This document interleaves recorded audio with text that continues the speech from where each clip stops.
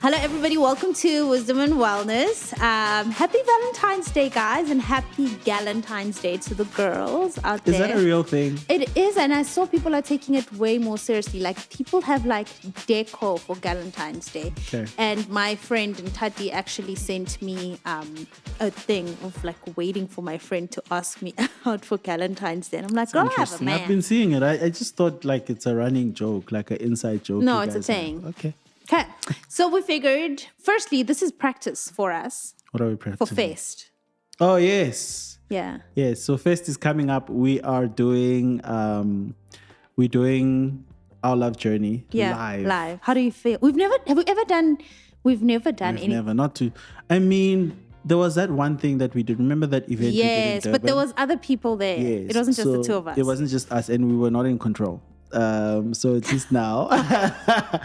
But I'm excited. I think the conversation is going to be incredible. I think it's going to be so helpful for a lot of for a lot of single people, because I think so I too. think our conversations are really helpful for people to know what to look for, What to expect, and also to like know how to identify red flags. Yeah. And so that's going to be exciting. And I've been watching Nosy and School, and she just had a baby. I think she just had a baby. Had a baby. Oh, they just had a baby. Sorry. They just had a baby, and she finally decided to like take on the baby weight, and they're doing it together. Oh, they're like working out. Yeah, they're working out together, and they've been showing the whole process, and I think she's already lost some weight, but it's like looking good, and I love the video. So I'm excited. There's so many elements we're going to talk about with them. There's a lot. Are you nervous for like your first speaking engagement on such a massive platform?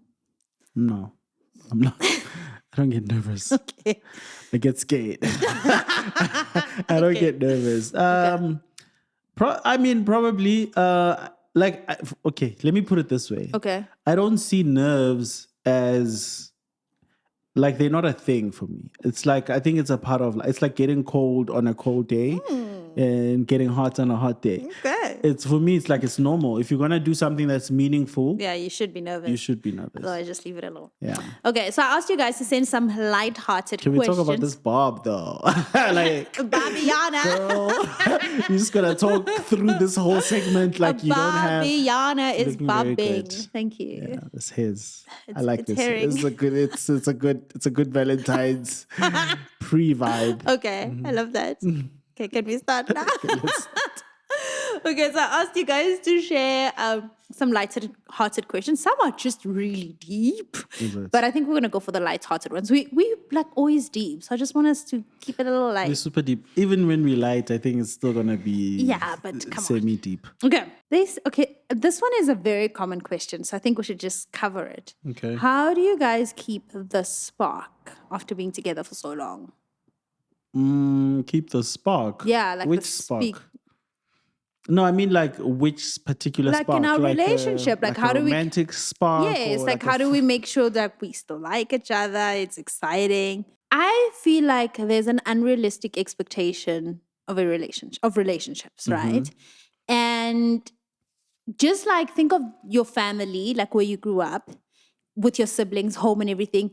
Not every day is an exciting day. Yeah. Some days, most days, everybody's waking up, getting dressed, going to work, coming back, having dinner. Yeah. And I think people think that's like not the spark, but there's beauty in that. Like I wake up and I look forward to going to bed. Like I look forward to having dinner. Like I look forward to the simple everyday routine things that we do. What's important is that we stay connected in terms of conversation. Like for me, that's the spark. I don't know if that's the spark people want us to talk about, but for me, that's the spark, is that are we vulnerable with each other? Do we have an honest space? Do I look forward to going to bed with you at night and having a 10-minute talk and pass out while you're still talking? Like that for me, that's the spark for me. The fact that you'll be telling me something and I pass out because I feel safe. Yeah. I agree. Look, I think you have to look at it holistically. Yeah. And I'll answer for us in terms of keeping the spark is like just reminding ourselves of the goal. And I think when you have a good idea of what the goal is, you are able to go through the process, which is what you're describing, which is sometimes mundane, Yeah. sometimes Most times. very exciting. Yeah. But it's like, think about a soccer team going through a football season, right? They not now, okay, sometimes they firing their coach, but let's say this is not a toxic team. Okay. But if they were gonna win something, Yeah. they probably lost a few matches. Yeah. They the players probably had some arguments, Yeah. some fights during practice, and but they're working towards winning a championship.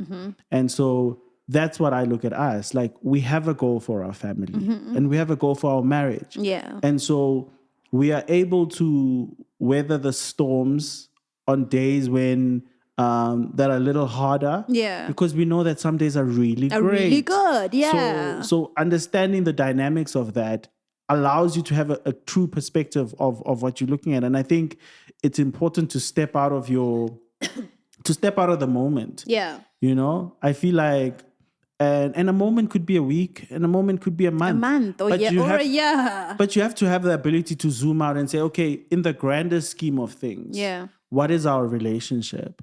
And we've been blessed enough to really have had a beautiful relationship, not a perfect one, Yeah. but a beautiful one that if we can pull out every time we sort of zoom out Yeah. and say, you can see, Actually. okay, this is such a small dot Yeah. in this beautiful painting. Yeah. It's barely visible when you magnify this thing. So I think that's how you keep the spark. That's by, good. By reminding yourself of the person that you're married to and why you're married to that person and the best version of that person. That's important. I think maybe in more practical terms, we sometimes do challenges when I feel like, okay, maybe we too much into routine or whatever. So for example, we did a challenge where every morning we have to wake up, hug, and kiss. Yeah. And we did that challenge because you slip out of those things, and not intentionally, but you find yourself just like going. But it was just like every morning when we wake up, we have to hug and we have to kiss. And that brings excitement. So you can do little things like that. Or another thing that we do is that we, not anymore because it's a busy season and we've communicated that it's a busy season and we've made arrangements, but we make dinner together. Yeah. And in making dinner together, we play some music and we dance, and it's a spanky over there and a spanky over there. And it's like, it's fun and it's exciting, but you have to find what makes both of you You do come together. and I do have to add this. And the other day you were I forgot what you were saying, but you were talking about how basically how our lives should be devoted to Christ first, and then everything else. And I think that's the honest truth, is that, like, we, again, so blessed to be doing work that, like, it's really our purpose that we're in. Yeah. And we really like working on stuff that really matters to us. Yeah. So it's not fair to me to want to put myself or my needs above your calling. Rather, I've learned to align myself with that's your good. calling. That's good. And that's something that we've learned to do. And so our life is not just like, you can't really separate us. Yeah. You can't say, oh, this is your marital thing, and this is your family thing, and this is your work your work thing. Yeah. It's all kind of one thing. Yeah. And so we kind of always making adjustments based on the season. To have this thing to work, where we're not neglecting certain parts of this beautiful one thing. Yeah. So yeah, I mean, it's very unique to us, I think. It is. But I do think some of those principles really, really could apply to a lot of people. Alrighty. Back-to-back babies as a young couple. Any advice? It's a good idea. I mean, it is. From a male perspective, you have to carry the back-to-back kids. But I think it's great. Me too. I think kids growing up together is great, especially if you can create an environment where both kids feel seen. Yeah, and that's what's important. That's the most, For me, I always think of even the thought of like growing the family is like, do we have the emotional capacity to give each child what they need? Yeah. Yeah, but that's the scariest part. That's the scariest part, is that you don't want our kids throughout their lives. No, it's Nuri, it's Zani, Yeah. and then Nuri and Zani. But Yeah. first, Nuri the person, Zani the person, Brendan the person, Bumi the person. But the back-to-back thing, I think, well, for me, it was also during lockdown. So Zani's pregnancy was So you see that the lockdown season. the lockdown season. Goated. That was goated because I got to be home and I got so to be goated. pregnant and I got to be there with my daughter. Yeah. Her pregnancy wasn't easy because I was full on work mode. Yeah. And so there's that, but then there's the exhaustion, and then there's the body conversation where you really lose yourself, and then there's the not recovering long enough. So it's not It's not as simple. as simple as that. But if you desire it, I think it's great. Yeah. I think if you love kids, man, and you want to have a big family, I do think it's great. I think having them closer together is great. what about having kids young? What do you think? We had our first child at 24 and our second child at 26. If you have the resources, please, by all means. And by resources, I don't mean be rich, but I mean be willing to make sacrifices. Like, when I had kids, I had to change my car. Yeah. And I wasn't done with that car. I still had plans. Yeah, but But it's like it's a If you have- sacrifice. look, if you have the means, because I think the only thing stressful about kids is not affording kids. Yeah. And I think if you have the means and you can do the things and you can take care of them and you can take them to a good school and you can have help, you can afford good help, Yeah. then the children experience is bliss. It's amazing. I also think what makes the children being a mother or being a parent experience is when you don't give up your whole life.